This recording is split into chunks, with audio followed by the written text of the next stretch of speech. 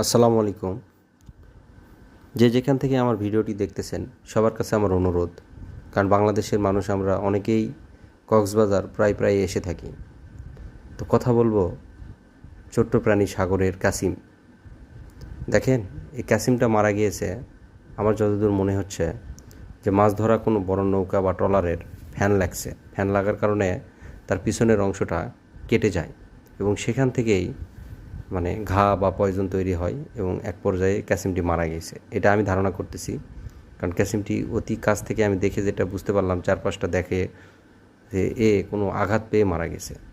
তবে আমরা যারা সাগরে অল্প সময়ের জন্য আসি তাদের কাছে অনুরোধ, এই সাগরে দয়া করে আমরা কোনো পলিথিন, পানি খাওয়ার পর পানির বোতল বা ময়লা আবর্জনা এইগুলো না ফেলি। এই সাগরটা আসলে এদের জন্য। আমরা তো আসছি এই সাগরটা দেখার জন্যে, অল্প কিছুক্ষণ উপভোগ করার জন্য, কিন্তু এই সাগরটা এদের বাসস্থান।